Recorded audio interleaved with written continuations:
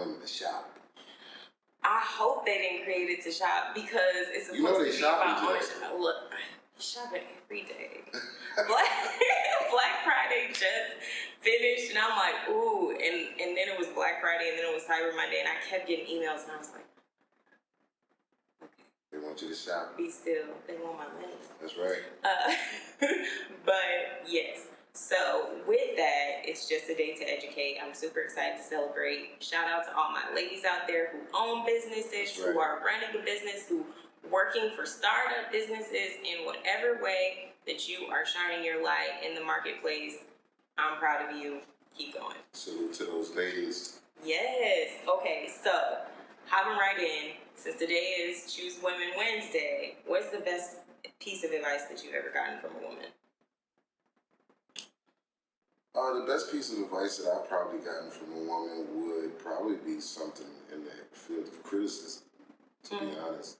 I don't know off top if I can remember the best advice, but I do know it's in the criticism range. Because I always felt like a woman for a man, it's truly a reflection of the man. So if you're gonna really buckle down and live with a woman and be with a woman, then you have to accept her telling you the truth about yourself. Okay. Because she's around you 24/7. She sees, and that, for me, I was like, wow. They'll tell you things that your friends won't tell you. Yeah. But the best probably is just me, stay yourself, be who you are, speak in my mind. I remember when I was a little younger, that was one of the things that stuck with me, that a woman, an older woman actually told me, make sure you speak your heart and what's on your mind. So yeah, that's good. Yeah. I agree. I second that motion. Always do that.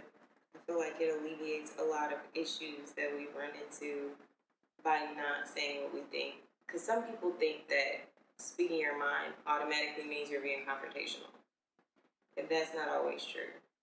I think saying what's in your heart and speaking what's on your mind is just living in your truth and being true to that. So I think that's good. Okay, flip side. What is the best piece of advice that you could give a guy out there? Young guy, older guy, whatever. It would probably be the same advice I would give a woman, to be honest. It would, just because we're both human and we're both going through the same planet. Different genders, but we both have it's a lot of the same struggles. And I think my best piece of advice is, if you can possibly find the one that's for you. Some would disagree with this, but this is where I stand on it, and this is what I do tell young black men. The younger you find that person, the better off you'll be later. If you try to find them later in life, not to say you can't or you won't, but you'll realize just how much you missed already. You know what I mean? Trying to find someone at 35 or 45 versus finding that person at 25. By the time you're 45, at least you'll probably be a grandparent already. You know what I mean? And seeing a whole new side, beautiful side of life. So for men and women, I really don't subscribe to the philosophy of party hard while you're young and get it out.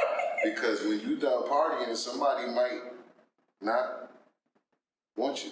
Listen, I agree, I guess. I mean, I've been with my husband for a very long time. And I think we were really young. I was real young. I was 19. But I would definitely say I do think, based on what I hear from other people, the perspective of life that we live compared to a lot of people who are our age going forward is just different. It's not better or worse, it's just different. And I think that it's a value conversation on what we feel like we actually need in life. And I don't think all the time we think about getting older. And I don't know why. I feel like when we start having those conversations about getting older, we start getting nervous. I don't want to think about death. I don't want to think. It's okay, but how do you plan for the future? Those are part of those conversations that you gotta have. Maybe. I don't know. So in society, I feel like, because I know you know a lot about music and industry and that whole like lifestyle. What do you feel like are some pros and cons that a lot of artists don't consider before being like, okay, this is what I want to do. This is that, like, you know, we got a lot of stuff going on. You've talked about it, like Takeoff. He's not the first one. We had like YBM.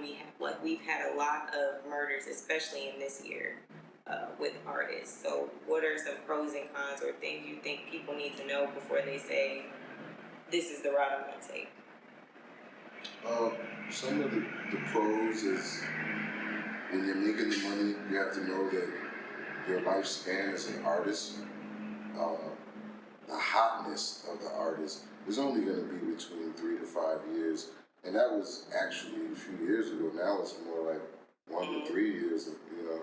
So you have to know that your artist lifespan, just as an artist, because you may go on to be a movie star, reality star, or something else, but the artistry will probably die within 2 to 3 years. So within those years of your height of bringing in your finances, I would suggest that you invest in real estate instead of just throwing it all away at a strip club. You know what I'm saying?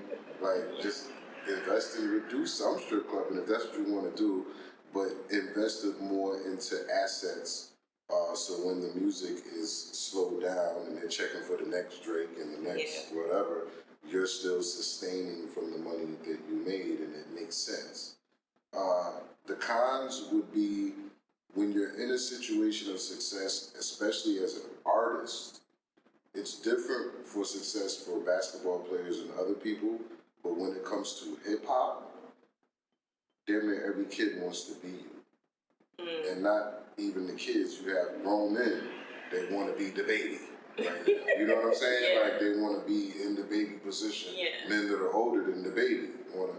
So with that, if you from any hood in any ghetto, I think it's a con if everybody want to be in your shoes and you in the ghetto, because eventually somebody gonna knock you out of those shoes. You know what I mean? Because when everybody wants to be in your shoes in the hood, it's either one or two things happen. Rest in peace to Nipsey Hussle. But even if no one fills your shoes in the hood, they just rather see, if they can't be in it, then nobody be in it. Yeah. You know what I mean? So you gotta know that going in, that your safety and your protection as an artist, and not get caught up in, oh, I'm famous, I'm gonna just go and rest in peace to P&D Rock. You know what I mean? And now Takeoff, you have to understand how serious it is, because the guy who's supposedly, allegedly, who's locked up right now though for shooting Takeoff, Little Cam, he had years of tweets of hate against the Migos, years of it. See, no one pays attention to it, until it happens. Yeah. Now it happens, everyone's like, damn, this guy hated him the whole time. Well, my point is, do you know how many young black brothers, it's like a love and a hate, because they want to be you really and be in your position, and they just hate you because you're the one. It's not them. Yeah. So what do you think is like a key difference? Because we have artists, especially in hip hop, who just have, like, I feel like, mastered longevity. Like, I feel like Snoop is one of those people. I feel like Dre is one of those people. So, like, what is something that maybe got lost in time going forward as we were supposed to be expanding in hip hop and R&B? Because on the flip side, in R&B, like, Tank is one of those people. Jamie Foxx is one of those people. Like, they have this longevity. But then we have all these new artists. And then we have so much more, like, drama and, like, death around it. So I don't know what you feel like the difference would be. From what I say, I think it's like one main thing. And I'm not gonna like get religious, but I think it goes back to that old parable that our parents told us years ago: respect your elders, or your days will be shortened. So when you look at the successful artists, the Snoops, the Dre's, you've never heard them talk bad on an old school artist, an old school an older person in general. Yeah. They honor them. Yeah. And now we've gotten to this point where it's not cool to acknowledge the old school. So it's cool to disrespect your elders. And once again, I believe that parable. So what we're witnessing, and some of these, these young boys may not be the one disrespecting their elder, the victim. You know what I mean? It may be the people around them. It may be the suspect but I think it goes to that. Either the victim or the suspect, someone is not listening to their elders. Yeah. Because if you listen to your elders, we're obviously going to tell you killing someone over music is pointless. Yeah. Don't do that. And if you listen to your elders, you're not going to do it. Yeah. Hopefully. So they're not listening to us. Yeah. Dang. I didn't even think about that, but that's a really good perspective. Because I think also one of those things that got lost is just the desire to not want to sound like everybody else. Like when I think about music, artistry, or any type of creative artistry, to be honest, I think the desire to not want to be like everybody else, to not be like, oh, auto-tune is popping right now, let me make sure the song is like straight up auto-tuner. All of those things, when I think of like real artists, even like Nipsey, I was having this conversation the other day, but Nipsey's streams was only like 25,000, stuff like that. He was still a millionaire because he was a businessman. But his streams of music were not as high as they were, unfortunately, until after his passing. But he was always true to what he felt like his sound was. And so I feel like when I think about it like that, like what you're saying, not listening to your elders, but also not trying to be like, okay, well, if I could get this type of sound, then I can knock this person out of the water, instead of just being authentic to your art, whatever that is. Yeah, you have to be authentic to your art, but I think that what you see happening with a bunch of the copycatting is, and I don't want to get too deep into it, but it's a lot of what Kanye is talking about, right? You have people behind the scenes that require you be a cookie cutter of this artist, or we're not going to sign you. We require you talk about the ops. Right. We require, and you're talking about impressionable minds. You're talking about kids, teenagers that are 16, 17, 18 years old. So when an adult that's a millionaire say, I require this and you can get a check, they're probably going to go and do whatever, And of course, later on in life, they'll look back like, I was bugging. Yeah. But it's what Kanye's talking about. There's people in power that they understand exactly what I'm telling you. These are impressionable. They're from the ghetto. They're young. They wish they want to be rich. So we're going to approach them and say, hey, this is your only way to make it. Right. It's right here. But I think that the young people should just know that no matter how good it looks, than them saying this is your only way to make it, you could make money that way. But as you see, the outcome of a lot of these young boys that are making money that way are also losing their lives. So longevity, how you really make it, is by making yourself happy on the inside, by doing what is true to you. I love it. That's good. I hope y'all listening. When y'all hear this, be like, man, take this with you. So, changing the subject, make it a little bit spicy. Because you were talking about dating and finding somebody in your youth so you can have them when you're older. So do you think that women, when they get to a certain age, have to settle the fact that they may need to share a man, potentially? I think they should face that even when they're young. I mean, I don't get me to go on, but my famous thing is, if women look like you have a brother, most girls have brothers or dads, so another man that they grew up with that had nothing to hide. And if you have a brother, then I tell them, listen, can you imagine your brother getting with a girl at 22, 23, 24, 25, and never, ever, for the rest of his life, messing with anything else? Playing with anything else. I know I got two brothers, and I know for sure that couldn't happen with them. And it's not that, they don't love their girl or their wife, but I don't know. Look, here's my easiest way I explain it is this.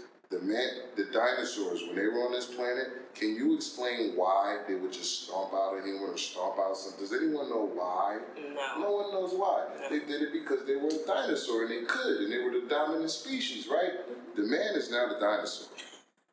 Okay. We're gonna stomp things out just to be like, you know what? I got it. Yeah, I'm still that nigga. Cool. Alright, I just want to stomp it out real quick. I ain't want nothing else. That's a man thing. It's in the nature of a man. So then, if there was a quality that a woman could possess that could potentially keep her man from not doing that or from disciplining himself in that, what would that quality be? What do you feel like a woman has to have for that? For that, probably flying to the middle of the ocean in Atlantis on the island where it's just you and him, and he doesn't get a chance to see nothing besides the internet. He can see it but can't touch. But no, I'm just joking. No, I'm just joking. No, I look. I think the biggest quality, and I'm not a married man, but all of my friends are, and I've been around married people my whole life. And most of them, their relationships, they've been married for like 10, 20 years. Mm-hmm. It's not. And the biggest quality that I see in these marriages that go on for a long time, and for women, I think you just have to, if you love your man, you, just like the marriage says, you're with him through the good and the bad. Mm-hmm. You can't, when it goes bad, you hurt me, I'm gone. I'm taking the kids, I'm this and that. Because, I mean, when you get to playing jump rope and you in and out like that, yeah, we eventually gonna make an executive decision. Okay. Like, you know what? Okay, cool. But, you know, I think women have to just more so, because men, you know, most men, to be honest, I'll say this, we will flip out, we'll hurt something, yeah, we'll do all that, but we ain't gonna leave you though. Yeah. We ain't gonna leave you. We're not gonna be the one to walk out for good. We might walk out for an hour or two to cool ourselves down, but we're not going to be the one. It's usually the woman that pack up, I'm gone. So I think women just have to say, you know what, I'm going to deal with them through the good and the bad. If they can just face that and just know that marriages and relationships aren't going to be all, we're just happy, then I think that it would be a lot easier on them. Yeah. Somebody showed and told them that when they get married, it's just going to be rosies. Yeah, it's never going to be daisies and rainbows. Right. No, right. It's not. Right. I agree. I think too, ladies, y'all probably was like, oh my God, I can't believe.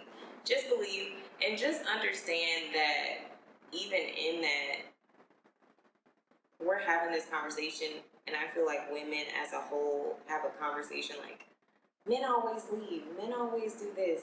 But I really agree with you that men, when they've decided that they're going to be somewhere, no matter what else they do, they're going to be there.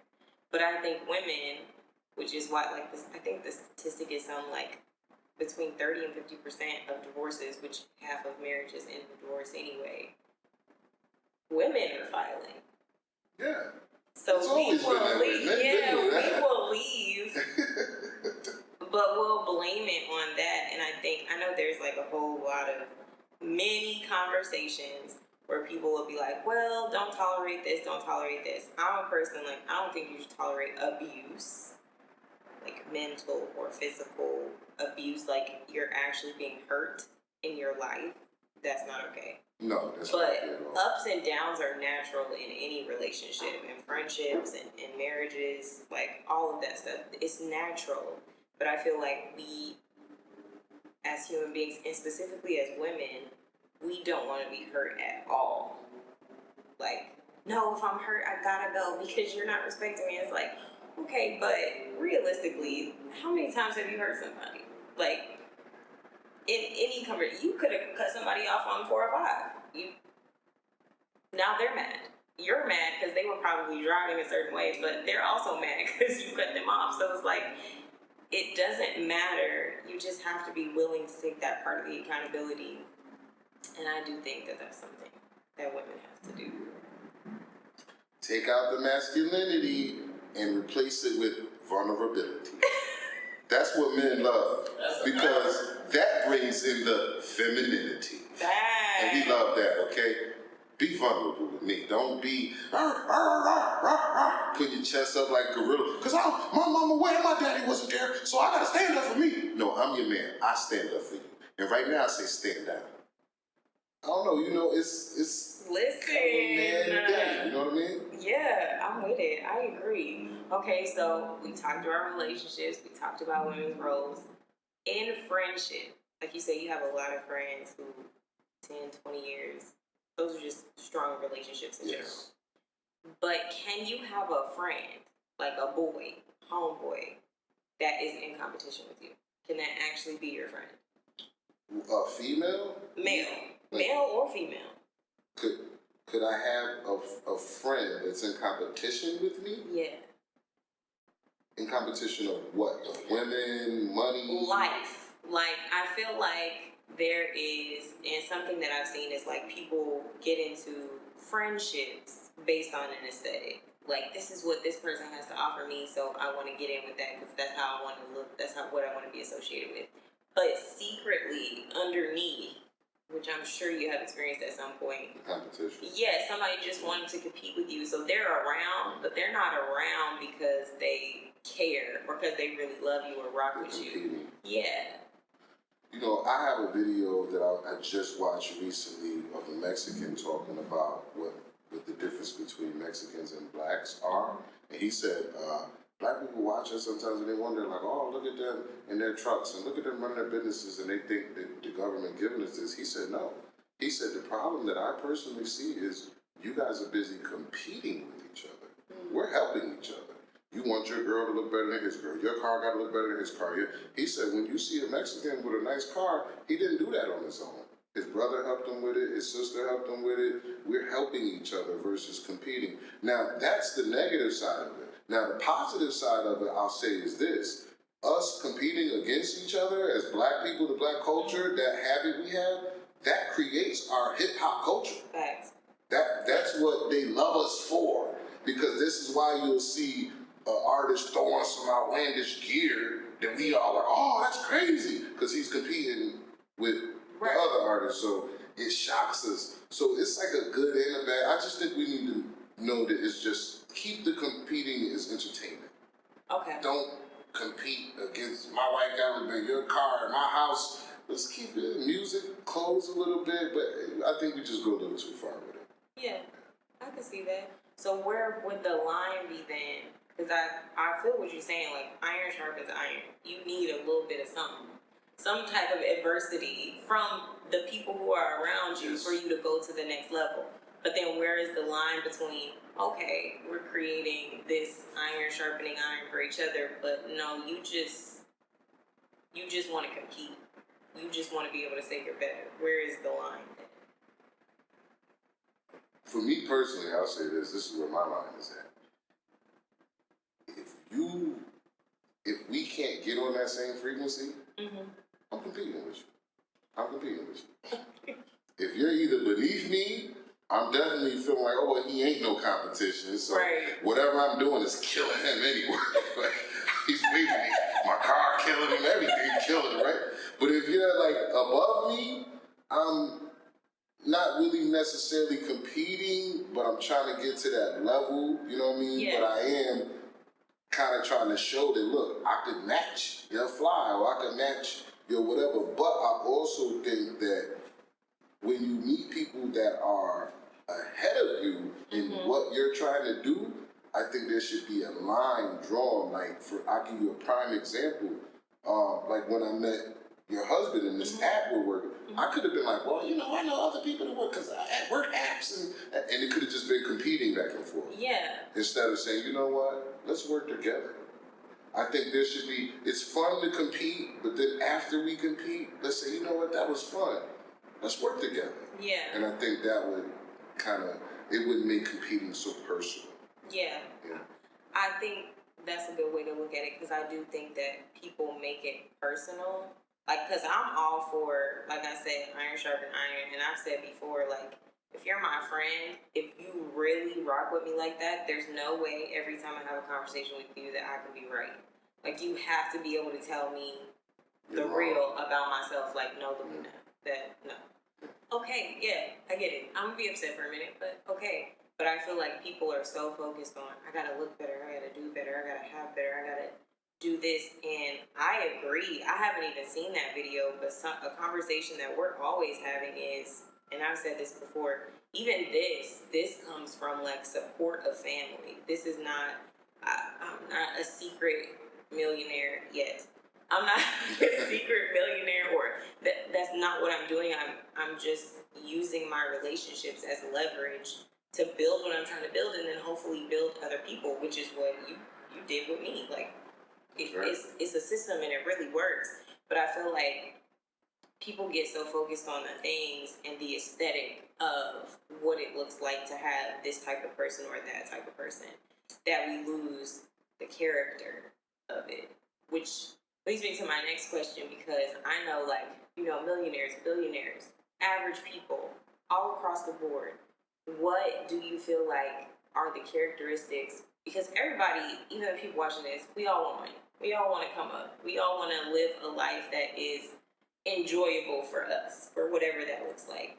But the people that you know, which you don't have to name any names, but the people that you know who are what we would consider the 1% or the upper echelon, what type of characteristics do they have that you feel like that's really what helps to make them this person? The main thing that I see from the millionaires that I know and grew up with, and the successful people in my life, the main difference I see with them, even with me compared to me and regular people that I know, is self-awareness. Mm. The reason someone becomes a billionaire because he knows what he wants to do. He knows what his calling is at an early age, and he claims it. Versus I meet regular people that are still like 40, still talking about, I want to open up a business one day. You're like, but doing what? I don't know yet, but it's one day I'm gonna. And you're like, okay, I see now why you're still stagnant. It's not that this person's better than you or this and that. It's just some people tend to enter this planet and this world and have a sense of higher consciousness, at least of themselves. Yeah. If not anything else, they definitely have a higher consciousness of who they are and what they're supposed to be doing. And they get it early, and then they go for it, and it works, and then they have found their calling. And versus a lot of other people I meet, they just don't know what they're supposed to be doing, still trying to figure it out. And what they take out of consideration is that takes up a lot of your time and years. Trying to figure it out, versus someone who figures it out at 17, 18, goes hard for 5 years, by 23, 24, 25, they're starting to see benefits of what they know they're supposed to be doing. So, self-awareness. Yes, self-awareness is the biggest thing. Like all the millionaires I know, they all know what the hell they're supposed to be doing. And even me, myself, I got this going on, that going on, that on, but I'm still like, okay, what's the main thing? Which one gonna be the main thing to hit, Yeah. But they know what they're making millions off of what they know they were supposed to be doing, so. Yeah, yes. That's good. I think when I see it from that perspective, like I'm looking as inspiration, I always see like the people who have money or live the type of life that a lot of people aspire to live, they don't try and put on. Like, you may see them at an event, like, doing what they do. But day to day, like regular, like there was a meme going around and it was Twisted. He was shopping at Walmart. And people was like, oh my God, how you have all that money and you shopping at Walmart? And in my head, I'm like, no, that is smart. Like, he probably still has those millions because he's doing stuff like that. Now, if you ask him to show up to the BET Awards or the Oscars or something, is he going to be wearing a Walmart fit? Probably not. But you're so focused on the day-to-day looking like you have it instead of just focusing on, okay, what did I do today? Like, what was my productivity today that will eventually lead me to this type of lifestyle, which is how I feel. That's why I be like, that's really inspiring because I would happily shop at Target for the rest of my life if I knew like where I was gonna get to would get me to that place where then I'm setting up or we're setting up for our children's children, which is where I feel like we fall off at too, is because like I want to live my best life right now. Yeah. But what about the people who after you? Yes. Are they gonna be able to live their best right. life? Everybody we take all the life for ourselves. Yes. We die, we did nothing for the kids. Yes, like in the pyramids, they took everything. They said, bury me with the money, the jewels, everything. I'm not leaving nothing. You figure it out. And I'm like, I feel like that's what we do, and that is to what you were saying about the support and what it actually looks like in collaboration to get to the next level. That's what it is. So, yes. Well, look, self-awareness is probably the biggest, the most, people are always looking for these keys, and this I want to say this, I call it the genie in the bottle.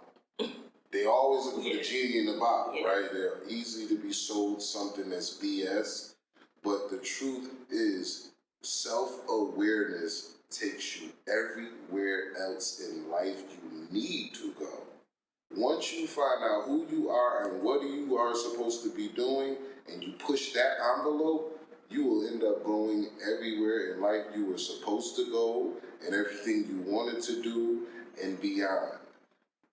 Most people spend most of their lives trying to find themselves. Yeah. And most of us never find ourselves. That's nice. So once you find that self-awareness, I think that's hitting it on key. Because like I said, all these rich guys that I know, seems to, especially when you get around them, you're like, they know who the hell they are. Right. There's no confusion. Yeah, no confusion about it. I love it. Okay, so our last question as we wrap up is, it came from Instagram. And somebody asked, they said, can you discuss trust and the process of letting go? Now, while they didn't leave any context, I'll give context to it and just say, what do you feel like are the best ways to create trust in any type of relationship, platonic, relationally, whatever? And then, what do you feel like is the best way to let go for your own mental health? Well, the best way to build trust is, from my experience actually, is by doing. Like, you can talk me to death, I ain't gonna trust nothing. I'm gonna just listen to you and be like, that sounds good. It's hot bars. Right. He or she got bars. Those are bars. Like a rapper, he talk about, I got keys. He got an 8-ball, okay? So I'm not gonna believe nothing coming out of your mouth, but I will believe all of your actions. Right. Every single action. So in order to gain true trust and have longevity and trust, you must act on the act of whatever it is for people to trust you. Talking about it ain't gonna get you nowhere with someone like me or just a real person in general. And as far as in letting go, it's always hard to let something go. Let's just make that real clear, especially when you're in love. Man, I'm not the best one to talk about letting go, yo. I'm still holding on to old loves. If you, hey, my exes, hit me. I miss y'all. Letting go, I can't. Okay, I love all y'all. But no, seriously, letting go. Self-preservation is the first key to surviving. Okay, so as much as we, especially as black people, like we love hard. Like we love other people more than we love ourselves. Like we just, I love you, I'll die for you. Yes. But I like what Lauryn Hill said. Why don't you live for me? You know what I'm saying? Yes. Forget dying for me. Why don't you live for me? So that self-preservation part, like once you tap into, once again, self-awareness, and then you're into preserving yourself, then when negative situations come across your desk, you'll be like, shit, is this hindering my self-preservation? You know what I'm saying? Right. Because if it is, I gotta let it go. Or I'm letting myself go in the situation. Yeah. And when you're a self-aware person, you really don't want to let yourself go, because we got a whole skid row out there you can look at of people who just let themselves go. Yeah. So self-awareness, self-preservation, that will guide you towards making a lot of these right right steps. And then if you have a family, then that family is self. You know what I'm saying? Like, it's no more just you. It's this unit. We are the self. This preservation. So that's what I believe people should, as like a beacon of life, how they should guide it. I like that. Yeah. I agree. So, to what you said, because for me, trust, I think trust comes from talking, but I don't mean like just talking, like not nonsense. Like, I like to hear people talk because I know at some point your heart is going to come out and I'm going to catch it. That's true. So I want you talking, even if you're talking a lot, I'll be like, and I'll listen. Because at some point, your true heart and your real authentic self is going to surface. And that's when I'll know if I can trust you. But that's because I believe in myself that I'm a trustworthy person. Like, I believe if you ask me to do something, I'm going to do it. I believe if you ask me to show up, I'll show up. That's who I believe that I am, and that's the standard that I try and keep for myself. So if I'm creating other trustworthy relationships, I like to hear people talk. As far as letting go, though, like you said, it's hard. I think letting go, for me, the easiest way that I find it is quitting cold turkey. Like, hey, I appreciate all these moments that we've had, but I just can't rock with you no more. And if they were to ask me a question, like, well, why? I would happily divulge all the information. Oh, it's because this. And I just can't have those things in my life. So, although I still have love for you and appreciate you, I gotta let this go. But that's the only way I've been able to do it, because I think as a woman, I'm just emotional, and I will always be able to find a reason to not do it. I'll be like, women can be a lot more cold turkey than men. Let's make that clear. Women, y'all do all that stuff. But y'all are the most cold. Look, men, vicious. I could cut them off. I could cut them off fast. But here's the thing. I'm texting you late night next week. Like, yo, my bad. What you doing? Yep. Like, I'm open to all conversations. Again.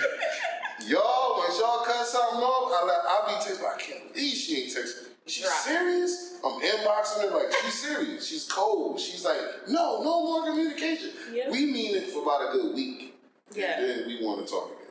No, I will be the first to say ruthless. Yeah. Ruthless. And that's the only way for me to do it. Because I don't have enough, in order to preserve myself. Knowing who I am, I have to be able to cut her off. I gotta be like, no, self-preservation. Not today. Anyways, okay. Well, tell everybody where they can find you. Whatever you have to share, go ahead and let them know before we wrap up. You can find me on YouTube, Tony Television. Just type it in one word, Tony Television. I have a few different things going on. If you want to get the latest in urban news, it's like a miniature World Star Hip Hop station. I have cloudchannel.com. You can go there and see all the latest YouTube videos about crazy stuff. I have a sneaker site as well, busykicks.com, the same way as, busykicks.com. You can go and get all types of great Jordans, Nikes for a low price, come through. And once again, Tony Television, Levina, it's really an honor to come to your podcast and support you, and I really appreciate you having me here today. I'm so glad you got a chance to come. I hope y'all can spell. Reading is fundamental, so make sure you type in the right things. Go to these sites, support his businesses. Tony he's truly, truly an amazing person, and the person that you see, the genuinity is true across the board. So, thank you guys so much for joining us. Thank you for joining the conversation. Make sure you type in the comments what your favorite subject was, or if you got any questions, or if you got a problem. If you want to give us the smoke, you can feel free to do that as well. But go ahead and like, subscribe, comment, and of course, I'll see you next time. I'm just Levina.